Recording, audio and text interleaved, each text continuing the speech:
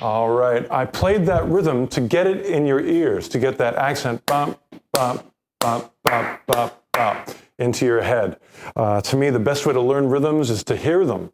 So remember that one, dum, dum, dum, dum, dum, dum. Those are the accents of this crazy picking lick we're gonna do. And I'll play it for you once, and I hope you can hear how it accents the same way. Be like 1, 2, 3, 4.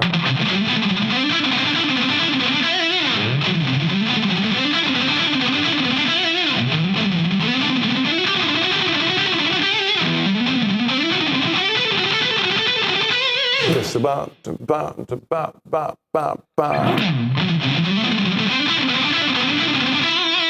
Okay, let me slow this down for you. It's a lot of alternate picking with a little bit of hammer-ons to break things up. I'll play it slow once. Let's see how we can do it. Like. Okay,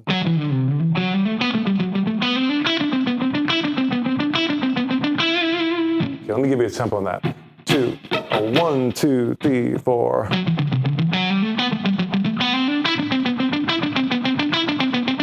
That's right.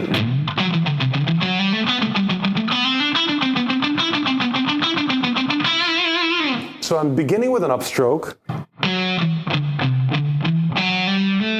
And that last part, there's 2 notes that are hammered on. I'm putting my picking head way up here to exaggerate that those are being hammered on.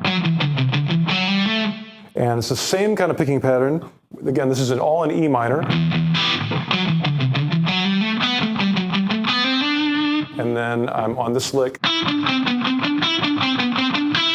where everything is picked. So.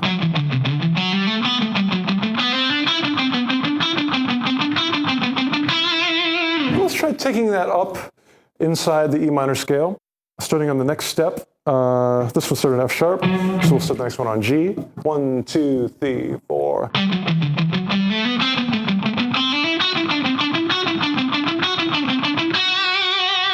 Good exercise for your left hand. You get to use all your fingers on that one.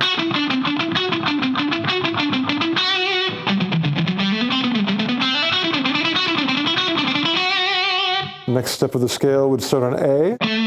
So.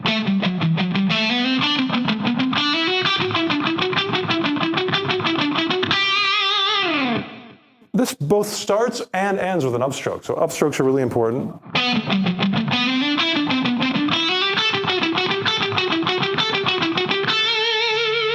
And the last one I'm going to do starts on the C. Again, these are all in the key of E minor.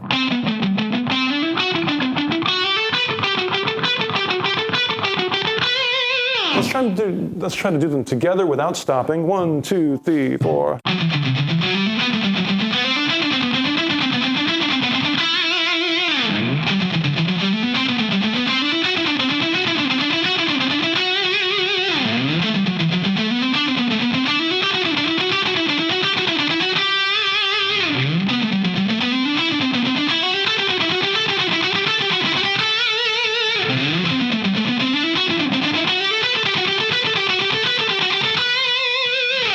Now, in between each of those positions, I'm throwing in a little like, and that's because I'm playing with a lot of distortion, and if there's just a dead stop in between them, there will be a lot of noise and ugliness. So this makes a nice smooth transition between them. So that's an important thing too, is the transitions. Let's try it a little quicker. Let's see. 1, 2, 1, 2, 3, 4.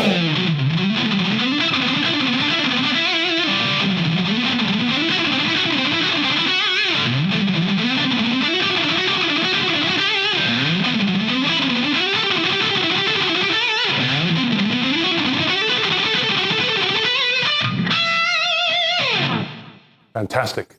So I suppose other advice I would give you about this is start simple. Maybe just take that basic one, which let's do the very last one. That's some nice easy frets. And just practice that much.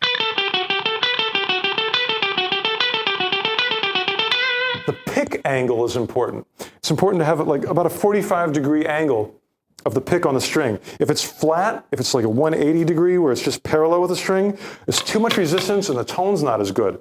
So try to angle it about a 45-degree angle. In order to do that, Your thumb has to be bent slightly back, and in order to make your thumb do that, your first finger, as you bring your first finger in, it'll move your thumb. If your first finger's out too much, your thumb goes the wrong way. If you pull this in, it forces your thumb to go up, and that forces the pick to angle back and give you a nice 45-degree angle.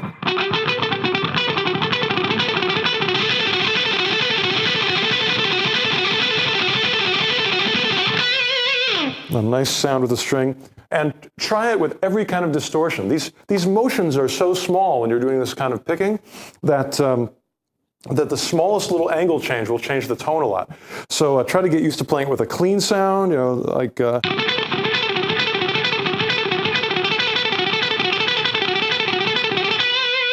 or with a lot of distortion, where you have to actually play a little lighter and concentrate more on the tone than the power.